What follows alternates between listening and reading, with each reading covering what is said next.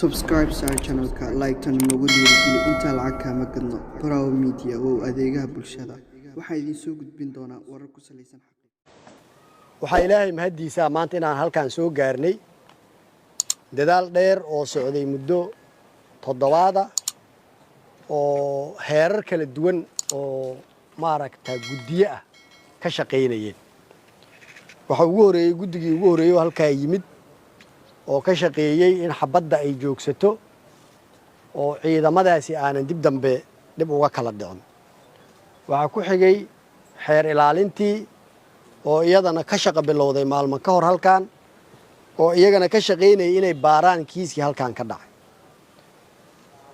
waxa ku xigay annaga oo aan maaragtay u nimid inaan dhammaystirno qaybo kala duwan oo howlahaas ka dhinnaa weli waxaa sii dhiman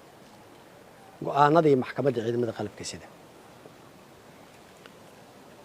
waxaa rabaa aniga laba fariin inaan halkaan ka diro ka horta waxaan u mahadcelinayaa dadkii ka soo shaqeeyey iyo guud ahaan reer Baraawe oo dhibaatada korkooda ka dhacday kuna samray qaybna ka noqonin waa ugu mahadcelinayaa laba fariin aan rabaa inaan halkaan ka diro fariin waxaan rabaa inaan u diro ciidamada xoogga dalka Soomaaliyeed iyo guud ahaan ciidamada qalabka sida labadooda heerba dalkan dawladdan markay dhalatay oo xukuumaddan la sameeyay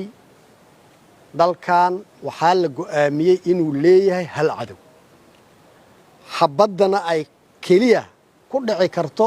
goobaha cadowgaas uu joogo maar kale oo dadka Soomaaliyeed dhaxdooda ka dhici karta aysan jirin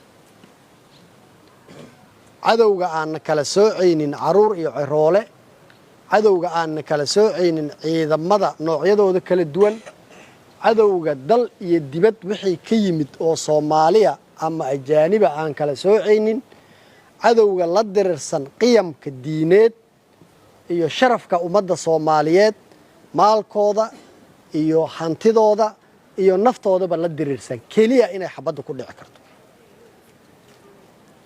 waxaan marnaba la yeelay in xabad kale ay ka dhacdo xabad kale ay ku dhacdo meel intaas ka duwan waxaan rabaa meel walba oo ciidamada qalabka sida ay joogaan inay ogaadaan maarta ay ridayaan iyo qoriga ay ridayaan inuu ku yimid ama hanti qaranka uu leeyahay oo shacabka Soomaaliyeed canshuurtii laga qaaday ama inuu yahay wax loo dawarsi tagay oo madaxda qaranka iyo maaragta cid walba oo Soomaaliyeed ay intay u dawarsi tagtay ay dawarsi ku keentay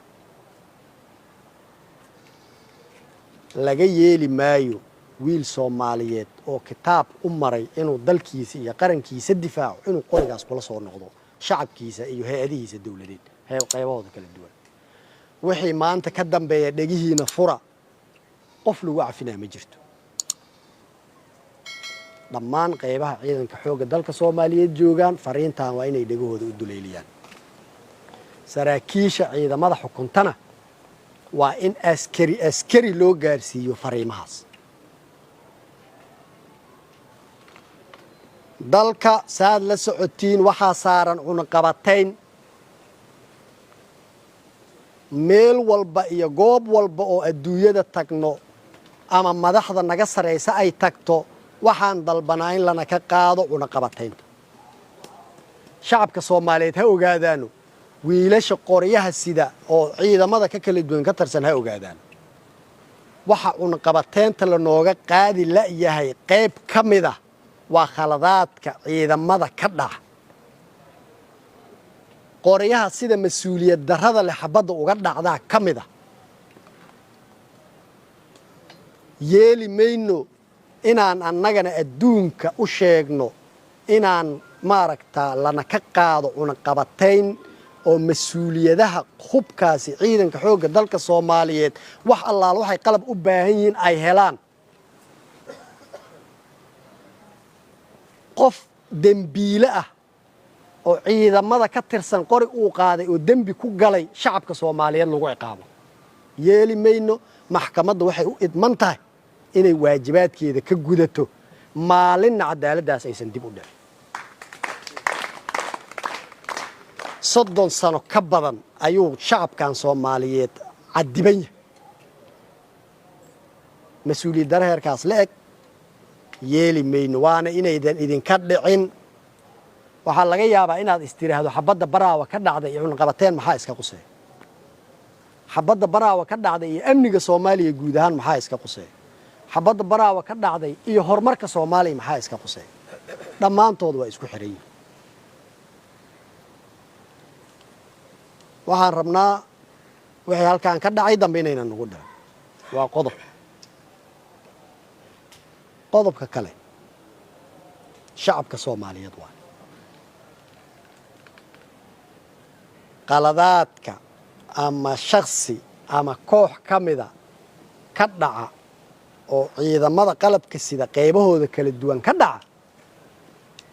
lama qabiileen karo qabiilna ma ahan dadkaas meeshaas fadhiyo ciidanka xoogga dalka Soomaaliyeed iyo daraawiishta ka tirsan qabiil ma aha markay soo dooranayeen oo dareeska gashanayeen qabiilnimo uma soo qaadan qabiilnimona naftooda inay u gooyaan diyaar uma halkaan ay ka dhici kartaa goobo kala duwan kale ay ka dhici kartaa waa bani aadam qof shakhsi ah wax waa ka dhici kara qabiil ma aha marka dalkan waa la wada degan yahay geyga Soomaaliyeed deegaan aan qabaa'ilo kala duwan oo kala isir ah aanan ku nooleen ma jiro siyaasiyiinta danaha gaarka leh